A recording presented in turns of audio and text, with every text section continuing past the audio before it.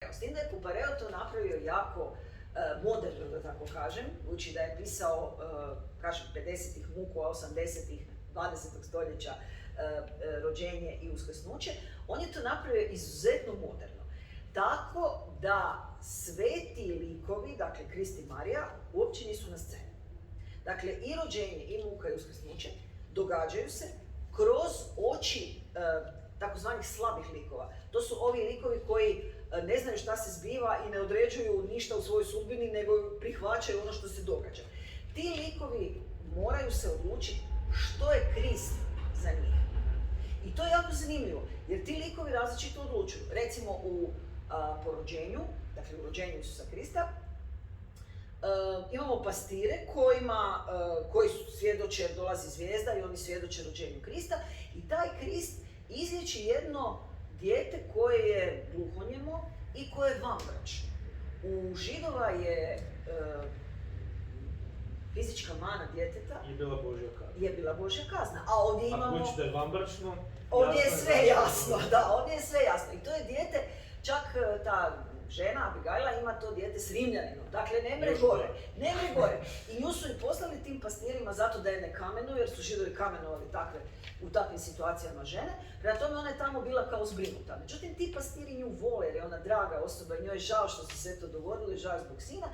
I kad djetešce izliječi, dakle novorođeno dijete izliječi Abigajlu i njeno dijete, vođa pastira je oduševljen. Ide glavnom farizeju i kaže, evo rodio se Mesija, ozdravio Abigajlino dijete. A farizej kaže, jesi ti normalan? Pa prvo, Mesija se ne može roditi u štalici. Drugo, ne može ozdraviti dijete grijeha, ti nisi normalan. Dakle, ne negira čudo, on zna da se čudo dogodilo, ali on negira Kristovu narav, jer to ne može biti, jer po njegovom, dakle farizejskom, po onima koji su obrazovani i pametni, Mesija je morao drugačije, morao je poštivati zakon, nije mogao sad tako nešto napraviti. I na to pastiri kažu, pa dobro, farizej je pametan, ali mi vidimo da je time što je to dijete ozdravilo, Abigajla ozdravila, jer je njoj oprošten grijeh. I dakle, pastiri shvate ono po čemu je Isus nov. Što je on novo donio na onaj zakon židovski? Dakle, donio oproštenje, donio oslobođenje čovjeka, donio je ljubav čovjeku kroz sve to. I ne samo to, nego dolazi ovaj rimski vojnik koji je otac tog djeteta i kojeg baš bilo briga za tu ženu i dijete. Međutim, sad kad je njegovo dijete ozdravilo to novorođeno djetešce, on se promijeni i dolazi pastirima i kaže, sklanjajte djecu jer Herod ide ubijati male. Dakle, u toj jednoj priči o nekakvom gluhonjemom djetetu među pastirima, Kupareo je uspio dati sve bitne teze Kristove vjere. Dakle, milosrđe koje dolazi umjesto zakona, ljubav koja dolazi umjesto poštivanja tih pukog poštivanja zakona, širenje tog kršćanstva izvan židovske zajednice, jer sad je već djelovo i na Rimljanina. Dakle, sve je to uspio, a ti to sve suosjećaš, jer naravno suosjećaš s tom majkom koja ima dijete koje je bolesno i s njim se svako može poistovjetiti i koja se osjeća krivom zbog svega toga i koja, dobivši od Krista to čudo, ozdravi. Tako da su to zanimljive priče koje su apsolutno prema biblijskom predlošku, dakle mi smo u knjizi i naveli svuda po kojem je to dijelu Biblije, dakle da se vidi da je to doista po biblijskom predlošku, ali evo, umjetnik je mogao dodati nešto čega nema u Bibliji, ali nije protiv Biblije, nego je iste priče. Zapravo puno citira iz Biblije, ali ne nužno iz te pričice, ali nešto drugo referencije ima razno.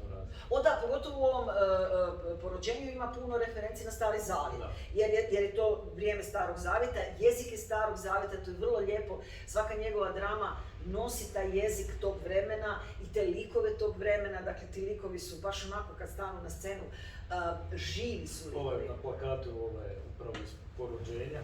Da, to je taj Abinava, taj vođa pastira koji tumači svojim malim pastirima, da, koji im tumači nešto o tome kako oni čekaju Mesiju, dolazak Mesije, kako je Izaija najavio dolazak Mesije. To se, ta ista... Da, evo sam da još malo prekinem, kad smo išli kod toga i citiranje Biblije, baš u tom prvom dijelu se jako vidi upravo ovaj teološko, baš jedan teološki dio u kojem pastiri, odnosno baš taj šef pastira sa ovim, prvo sa farizejem, a kasnije s Rimljanom, baš raspravljaju iz te filozofsko-teološke aspekata i svako ima svoje uporište u svojoj, kako bi rekao, filozofiji i religiji. Mislim, i farizej kao židov, ovaj isto židov, ali ajmo reći, ali sad promijenjen. Ali sad je malo promijenjen. I Rimljan kao iz rimske filozofije i to sve jako lijepo izbalansirao. Da je zanimljivo, a da nije dosadno. Tako, i vrlo motivirano. Dakle, to što oni razgovaraju, oni svi razgovaraju oko tog djeteta zapravo i oko te žene. I to zato ima veze jedno s drugim, a u biti ovo što ste super rekli, oni govore iz svoje filozofije, iz svoje vjere, iz svog stava i pastir se mijenja jer je vidio Kristovo djelovanje. I on sad postaje kršćanin, tako je, on postaje kršćanin. I to je zato zanimljivo i zato se mi s tim možemo poistovjetiti, jer vidimo djelovanje Krista na ljude koji su poput nas. Dakle, mi smo ti pastiri, mi smo ti farizeji, mi smo ti vojnici i pitanje je šta ćemo sad napraviti. Hoćemo li prihvatiti to ili odbiti iz neke svoje filozofske ili svoje druge religijske ideje koju mi slijedimo. Dakle, hoćemo li ostati kruti u nečemu ili ćemo se otvoriti Kristovu djelovanju. Pastiri su iz farizejevog u početku. Oni njega slušaju, oni njega cijene, oni imaju isti stav. Oni su iz Starog Zavjeta. Ali zbog nečega, mislim nečega konkretno jednog događaja, Krista koji se sad porodio i ozdravio to dijete, su počeli malo mijenjati svoje. Oni su se promijenili. Vidjeli nešto, svjedočili su, kako bi se reklo. Pa tako se zapravo kasnije kršćanstvo širilo upravo s tim čudima, jer je to nešto što onda čovjeka promijeni. Zato je Krist činio čuda i govorio je, ne ozdravlja on zbog toga da ljudi nemaju temperaturu, nego zato da se ljudi promijene, da se nešto u njima promijeni. Tako se ovima mijenja. I to je vrlo dinamično, jer ti vidiš likove koji se promijene, a možda nisu trebali, dakle ne bi očekivao, a onda vidiš likove koji se ne promijene, a možda su mogli se promijeniti. To je isto jedna lijepa baš Pareova nota, da nije da sad su se svi promijenili, svi su prihvatili Krista i svi su sad... I sve divno i krasno, sve je divno i krasno. Jer imamo i neke koji nisu, i to je baš recimo muka jako dobra.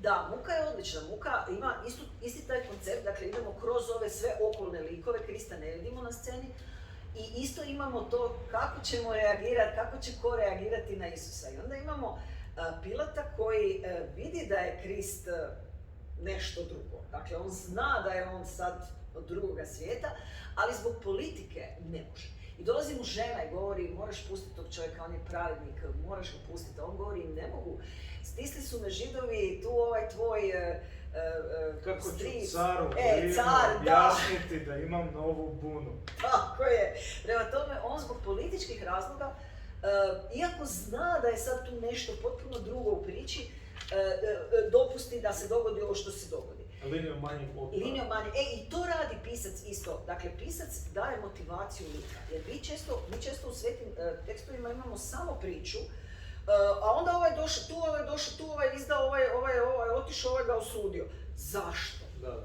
Toga nema u svetom tekstu, jer je sveti tekst ono najnužnije što se treba reći.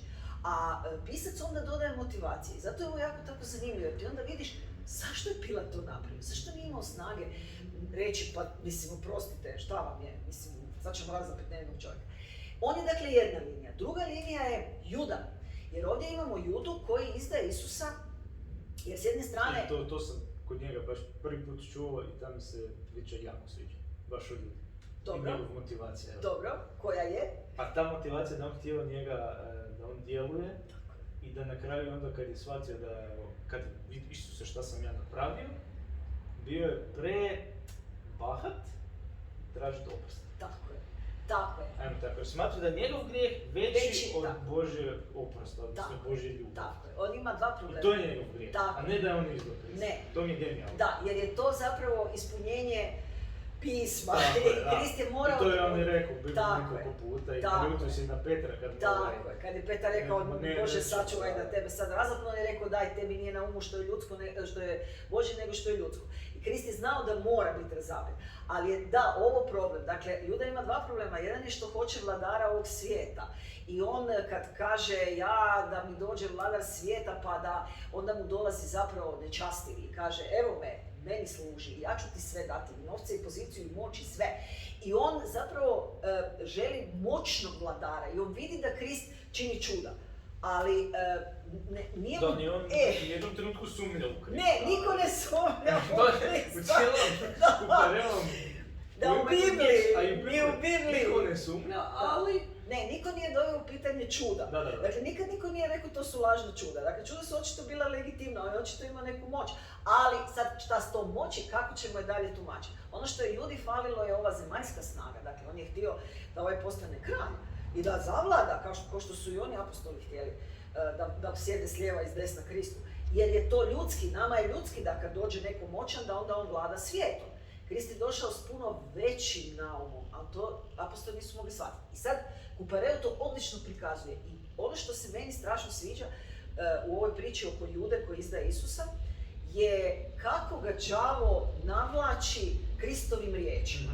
Dakle, meni je odlično kako i Juda i đavo u tom svom razgovoru gdje đavo nagovara Judu da ga izda, kako citiraju Isusa, njegove riječi. I onda ne znam, Juda kaže, pa dobro, kao, možda nije zgodno da ja sad uzmem te novce za sebe, a na to đavo kaže, pa ne živi čovjek samo u kruhu, znaš, ili ne znam, Juda se ide ubiti, a đavo kaže što činiš, čini brzo, jer je to su sve citati Krista. Dakle, mi tako i mi nekad uzmemo iz Biblije neki citat, pa ga možda krivo I ga protumačimo kako hoće. Onako kako nama paše. I to mi je bilo jako zgodno. Dakle, to je bila jedan problem sa Judom, da je htio kralja, a drugi problem da kad je već vidio šta je napravio, da nije imao se snage povući. I sad, Kupareo to odlično prikazuje, jer to nekad ti nije jasno kad čitaš Bibliju, da u trenutku kad se Juda ubio, je Krist još živ. Dakle, mi kad čitamo Bibliju, to nam promakne možda. Ovdje nam to direktno neko kaže i to je Veronika. Dakle, on je uveo Veroniku u priču koja je kao Judina zaručnica i koja on kaže, pa joj, oprosti mi, evo ja sam sad tu napravio nešto strašno. Ona kaže, pa nemoj se meni ispričavati, odi Gospodinu ispričaj se jer on još visi na križu. Dakle, nama je sad Kupareo posvijestio da je Juda stvarno mogao otići pod križ i reći, oprosti mi Bože, ali nije, jer je tu sjedio taj nečastivi koji mu je stalno govorio što činiš, čini brzo i tvoj je grijeh veći od milosrđa Božjeg, i on je popustio i ubio se. I to je recimo nešto što pisac ti daje vrlo zorno i što vrlo jako zapamtiš, a možda kad čitaš sveti tekst ti promakne da je to ta situacija. I treće, onaj što je zapravo najdojmljiviji u toj priči i kojeg je on dodao u priču, je Baraba.